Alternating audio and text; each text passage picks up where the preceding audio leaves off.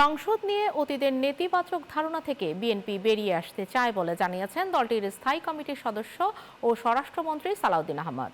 সকালে গুলশানে বিএনপির চেয়ারম্যানের রাজনৈতিক কার্যালয়ে অনুষ্ঠিত দ্বিতীয় দিনের কর্মশালায় অংশ নিয়ে তিনি এ মন্তব্য করেছেন। এ সময় তথ্য ও সম্প্রচার মন্ত্রী জহিরুদ্দিন স্বপন বলেন, সংসদীয় ব্যবস্থা অনুযায়ী প্রথম অধিবেশনে ভাষণ দেবেন রাষ্ট্রপতি। আক্তারুজ্জামান রকির রিপোর্ট।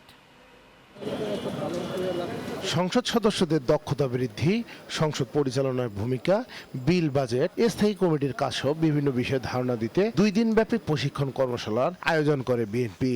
কর্মশালার শেষ দিন সকালেই হাজির হন নবনির্বাচিত সংসদ সদস্য সহ বিএনপির অভিজ্ঞ নেতৃবৃন্দ।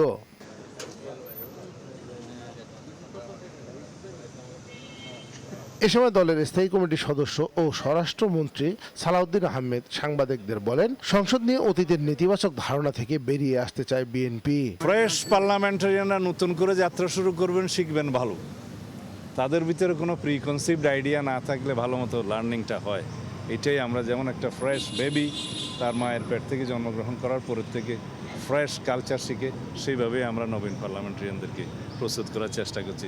এদিকে সাংবাদিকদের প্রশ্নের জবাবে তথ্য ও সম্প্রচার মন্ত্রী জহিরুদ্দিন স্বপন জানান, সংসদীয় ব্যবস্থা অনুযায়ী প্রথম অধিবেশনে ভাষণ দেবেন রাষ্ট্রপতি। জনগণকে সেবা দেওয়ার পাশাপাশি আমরা আমাদের এই আইন বিভাগকে, বিশেষ করে জাতীয় সংসদকে পরিপূর্ণ মাত্রায় কিভাবে কাজে লাগাতে পারি, বিশেষ করে যারা নবীন তাদের উদ্দেশ্যে আমাদেরকে বেশি মনোযোগ দিয়ে কথা বলতে। এবারের সংসদ জনকল্যাণমুখী এবং জনগণের প্রত্যাশা পূরণে সফল হবে, এমনটাই প্রত্যাশা বিএনপি নেতৃবৃন্দের।